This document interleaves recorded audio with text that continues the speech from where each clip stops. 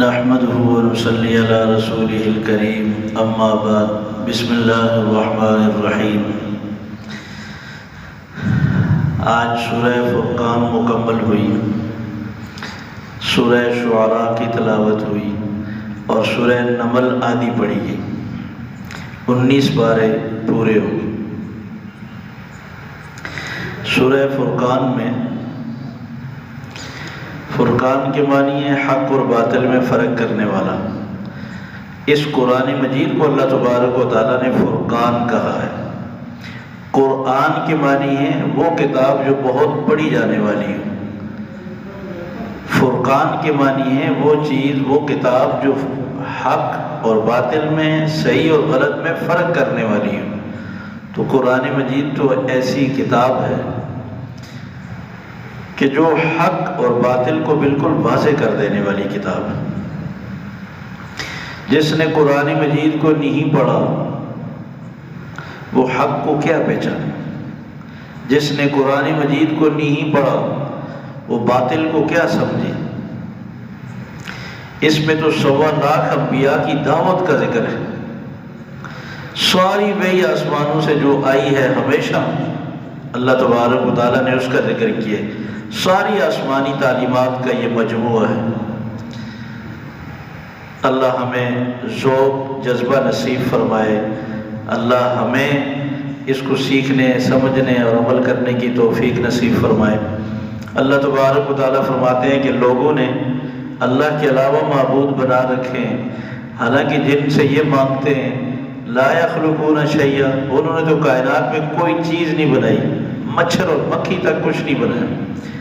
وَهُمْ يُخْلَقُونَ، وہ خود اللہ نے بنائے۔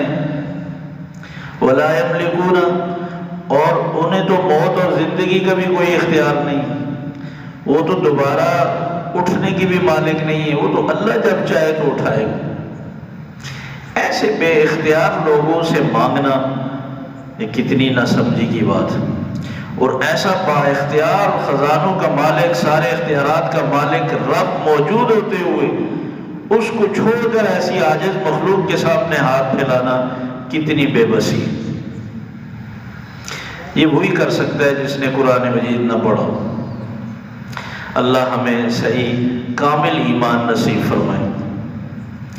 مکہ والوں کا کیا اعتراض تھا رسول اکرم صلی اللہ علیہ وسلم کے متعلق؟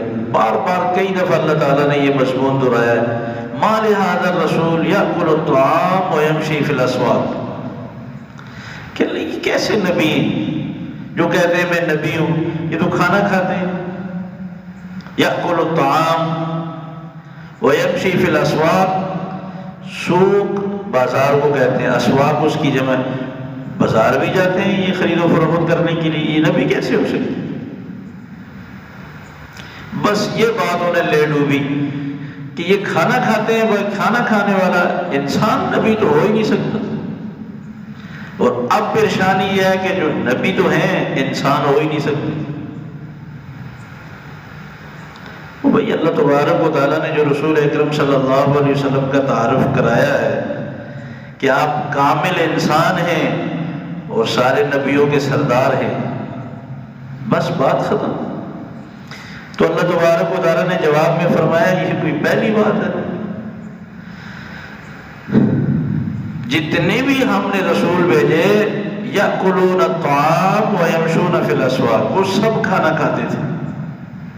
آدم علیہ السلام کو تو تم مانتے ہو نا کہ وہ اللہ کے نبی تھے، کھانا تو وہ بھی کھاتے تھے۔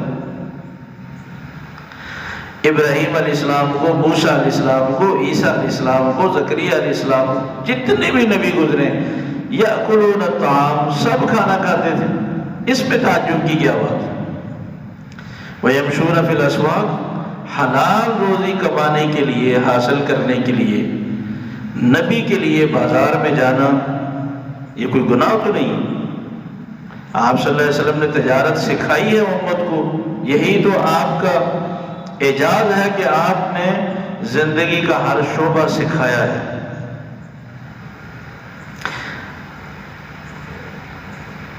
اللہ تبارک و تعالیٰ فرماتے ہیں کہ قیامت کے دن جو نیک لوگ اولیاء اللہ گزرے ہیں جن کی لوگوں نے مرنے کے بعد عبادت شروع کر دی، عیسیٰ علیہ السلام، عزیر علیہ السلام، فرشتے، اسی طرح اولیاء کرام، اللہ تبارک و تعالیٰ فرمائیں گے انتم اضللتم عبادی ہؤلاء ام هم ضلوا السبیل، میرے بندوں کو تم نے گمراہ کیا، یہ خود یہ راستے سے بہک گئے تھے، آپ لوگوں نے ان کو شرک پہ لگایا تھا۔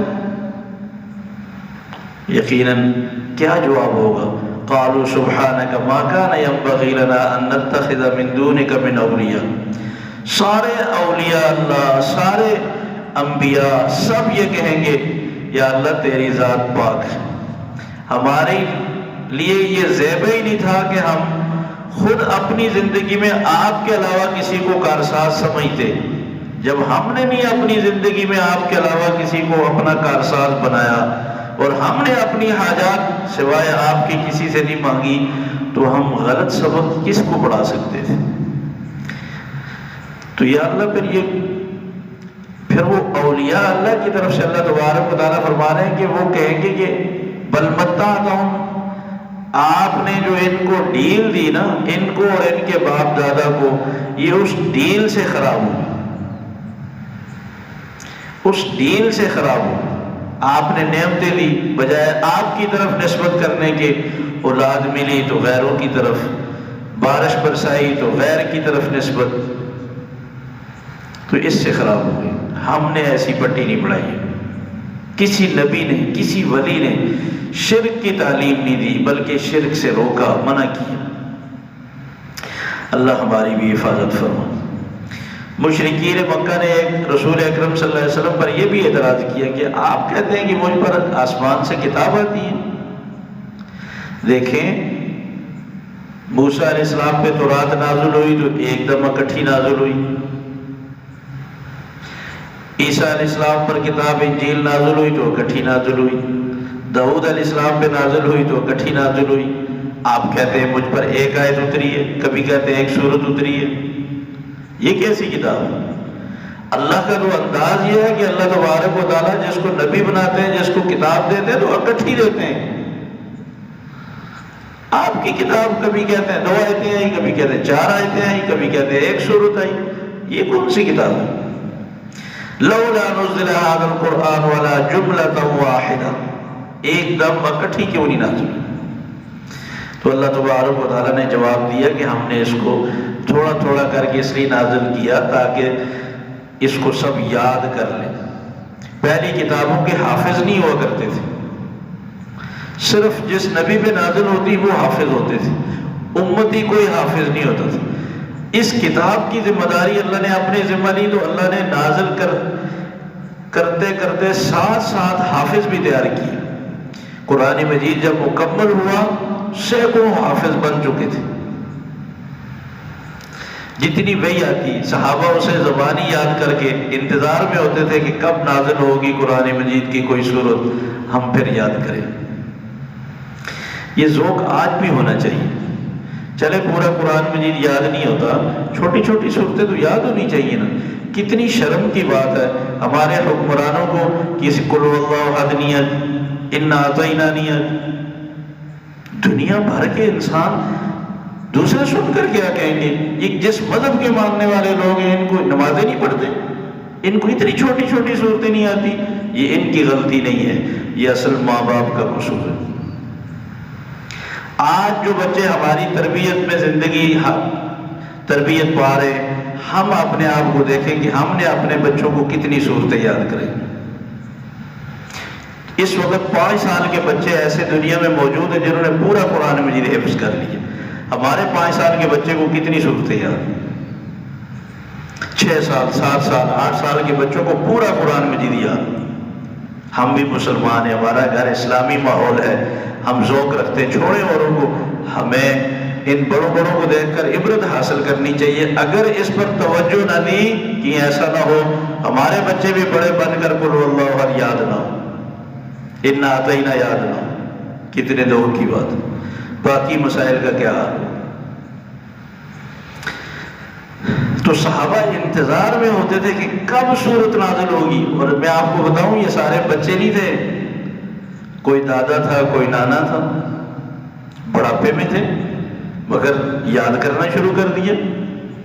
حضرت عمر رضی اللہ تعالیٰ عنہ نے یاد کیا قرآن مجید، بڑی عمر میں یاد کیا۔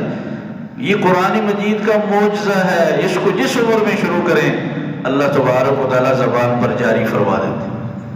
خود رسول اکرم صلی اللہ علیہ وسلم نے 40 سال کے بعد یاد کیا، نبوت کا اعلان آپ نے 40 سال کے بعد کیا تو 23 سال میں جا کر مکمل ہوا، اور آپ بھی اس کو یاد کرنے کے لیے باقاعدہ دہراتے تھے، حتیٰ کہ جبرائیل علیہ السلام کی تلاوت کے دوران آپ دہرانا شروع کر دیا کہ ایسا نہ ہو کہ یہ واپس چلے جائیں مجھے صحیح یاد نہ ہو، تو اللہ تبارک و تعالیٰ کو روکنا پڑا، لا تحرک بہ لسانک لتعجل بہ، جلدی نہ کریں، پہلے غور سے توجہ سے سنیں۔ یہ ہماری ذمہ داری ہے آپ کے سینے میں اس کو محفوظ کرنا اور آپ کی زبان پر جاری کرنا، لیکن آپ خود کتنی کوشش فرماتے تھے اس کو یاد کرنے کی۔ ہر رمضان میں جبرائیل علیہ السلام کے ساتھ دور کرتے تھے۔ ہمیں بھی چاہیے کہ ہم آپس میں گھر میں ایک دوسرے کو صورتیں سنائیں تاکہ غلطیاں دور ہوں، یا قرآن مجید کھول کر دیکھیں، چیک کریں کہ کہیں کوئی لفظ چھوٹ تو نہیں رہا۔ بہرحال سیکھنا بہت بڑا اجر و ثواب ہے، پوری رات عبادت کرنا اور ایک آیت سیکھنا یہ برابر نہیں۔ اگر ہم چھوٹی سی سورت یاد کریں بیٹھ کر، نوافل پڑھنے سے، لمبی تسبیحات پڑھنے سے زیادہ افضل ہے یہ جو ہم سیکھیں۔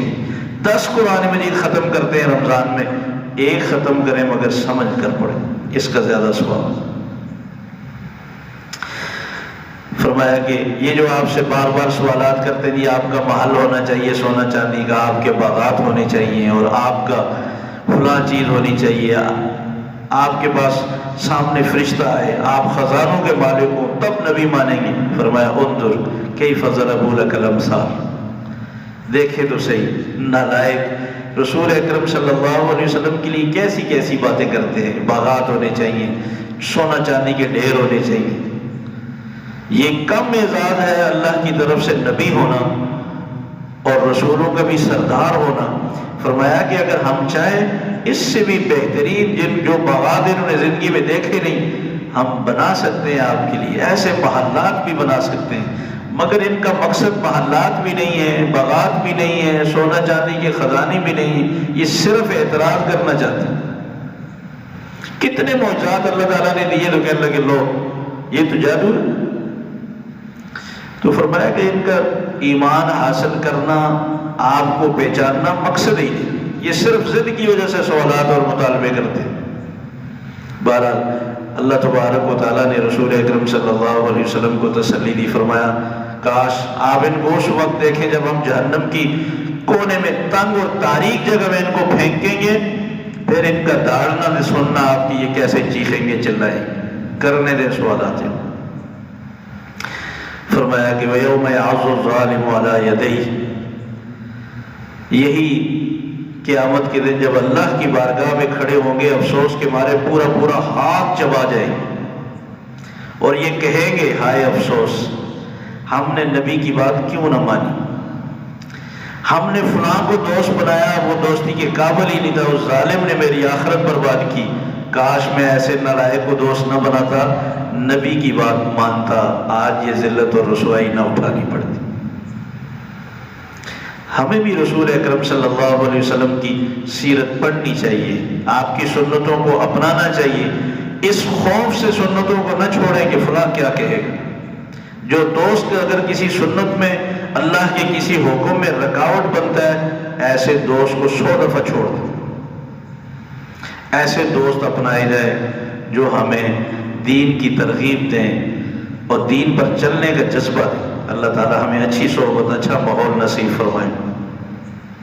اللہ تبارک و تعالیٰ نے اپنے خاص بندوں کے تذکرے فرمائے اور ان کی خوبیاں ذکر کی، فرمایا وَعِبَادُ الرَّحْمَنِ الَّذِينَ يَمْشُونَ عَلَى الْأَرْضِ هَوْنًا وَإِذَا خَاطَبَهُمُ الْجَاهِلُونَ قَالُوا سَلَامًا، اللہ کے مخصوص بندے وہ ہیں، ان کی صفت یہ ہے کہ جب چلتے ہیں تو عاجزی سے چلتے ہیں، ان میں تکبر نہیں ہوتا، جاہلوں سے الجھتے نہیں ہیں، سلام کہہ کر جان چھڑا لیتے ہیں، جب مال خرچ کرتے ہیں بخل سے بھی کام نہیں لیتے، فضول خرچی سے بھی کام نہیں لیتے، راتوں کو اٹھ کر عبادت کرتے ہیں، گناہوں میں زندگی نہیں گزارتے، اللہ کی عبادت میں زندگی گزارتے ہیں، اور اگر گناہ ہو جائے تو اللہ سے گڑ گڑا کر معافی مانگتے ہیں.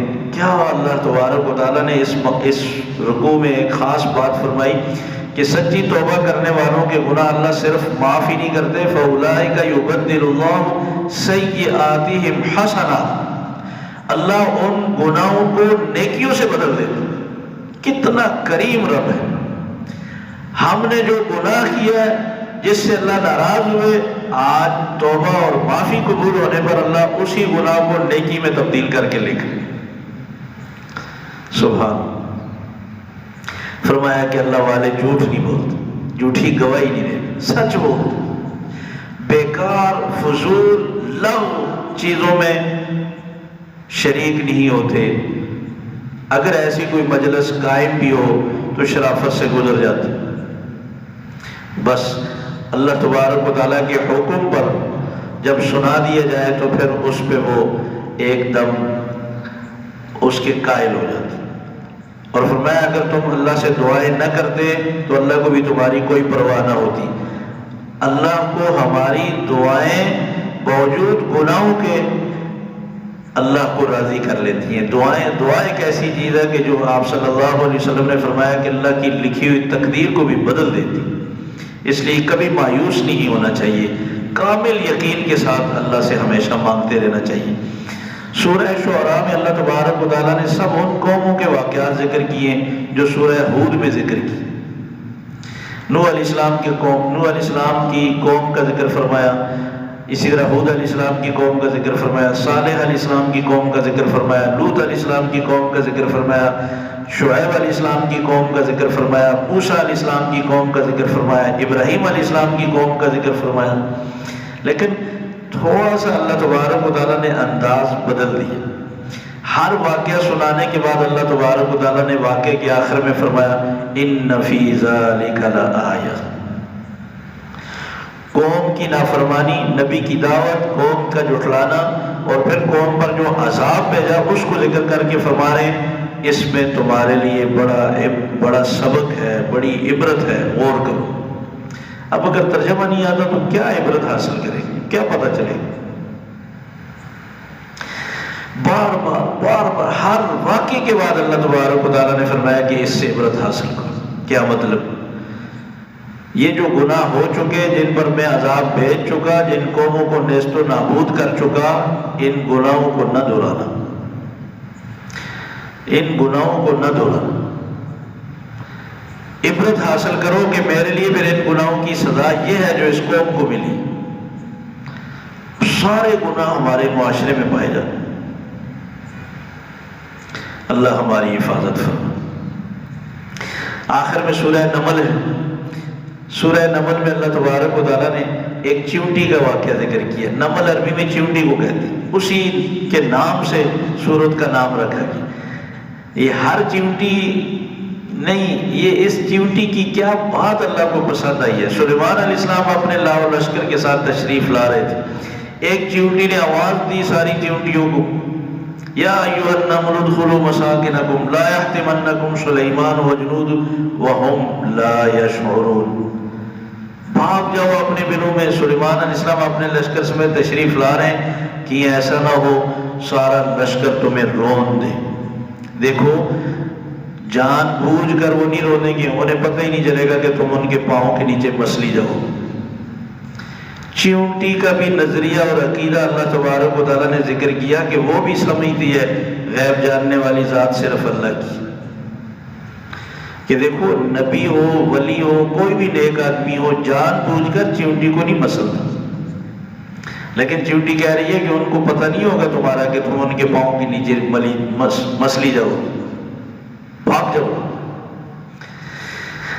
سلیمان علیہ السلام کو اللہ تبارک و تعالیٰ نے معجزتاً یہ چیونٹی کی فریاد اور آواز پہنچا دی. سلیمان علیہ السلام نے جب سنی تو مجھے تو اور آپ کو سمجھ نہیں آتی، لیکن سلیمان علیہ السلام کا یہ معجزہ تھا. اللہ نے جنات کی، انسانوں کی، پرندوں کی، چیونٹیوں کی سب بولیاں سکھائی تھی. تو سلیمان علیہ السلام ہنس پڑے اور خوشی ہوئی اور فوراً اللہ کا شکر ادا کیا کہ یہ ساری دی ہوئی خوبیاں میرے رب کی. یا اللہ تو مجھے اور میرے ماں باپ پر جو تو نے انعامات کیے ہیں اس کا شکر ادا کرنے کی توفیق عطا فرما۔ سلیمان علیہ السلام کا ذکر فرمایا کہ سلیمان علیہ السلام باہر تشریف لائے اور حاضری لی پرندوں کی، ہدہد غائب تھا۔ سلیمان علیہ السلام نے فرمایا وہ ہدہد کہاں ہے؟ سب نے کہا کہ جی ادھر نہیں ہے، آج کی غائب ہے، آنے دو اس کو، آج اس کو میں سزا دیتا ہوں یا پھر میں ذبح کرتا ہوں۔ سلیمان علیہ السلام کو بھی حاضری لینی پڑتی تھی۔ اس کا مطلب کیا ہوا؟ بغیر حاضری کے نہیں پتہ چلتا تھا کہ کون ہے کون نہیں ہے۔ غیب جاننا یہ صرف اللہ کا کام، یہ اللہ کی صفت ہے۔ ہدہد آ گئے، سب نے کہا کہ بچو آج تیری خیر نہیں، آج حاضری ہوئی ہے، تو غائب تھا۔ اور سلیمان علیہ السلام بڑے غصے میں،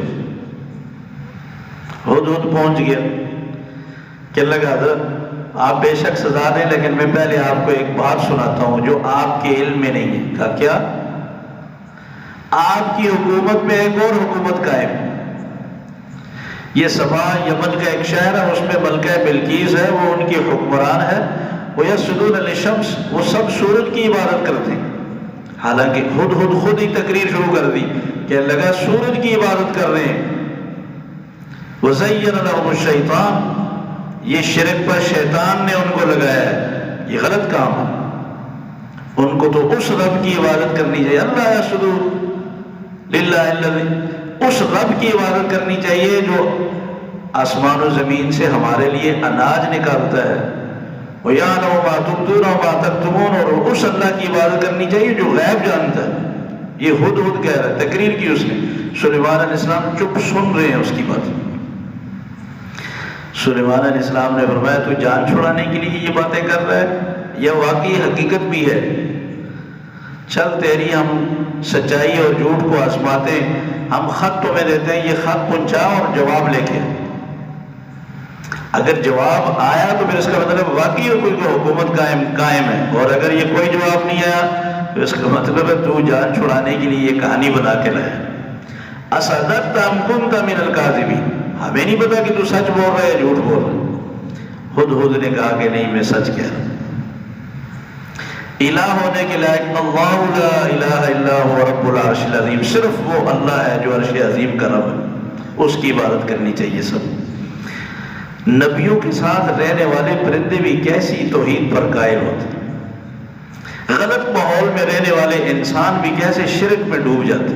اللہ اچھا ماحول نصیب فرمائے قرآن و سنت کا، تاکہ انسان کے عقائد و نظریات محفوظ رہیں۔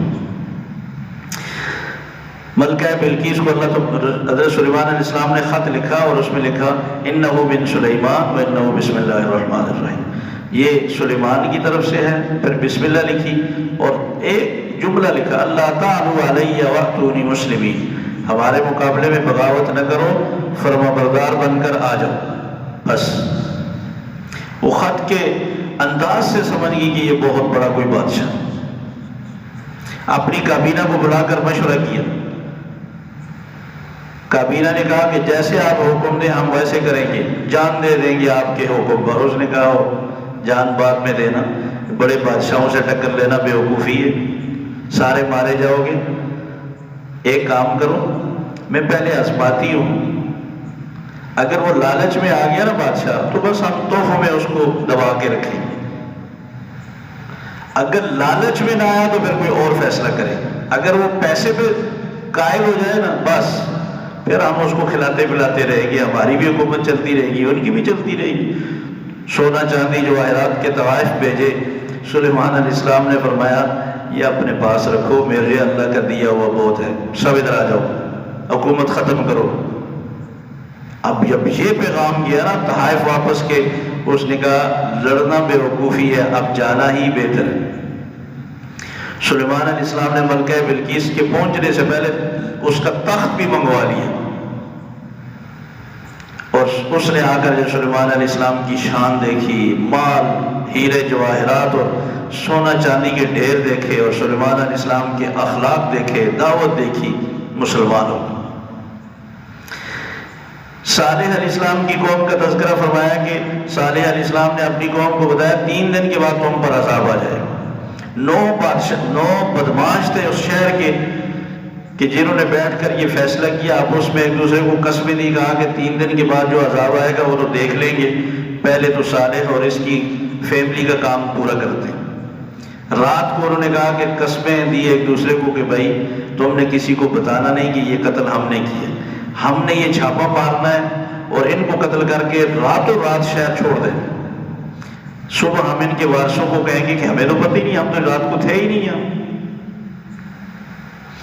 اللہ تبارک و تعالیٰ فرماتے ہیں وہ مکروا مکرا، وہ ایک تدبیر تو انہوں نے کی لیکن اللہ کی تدبیر ہمیشہ غالب رہتی۔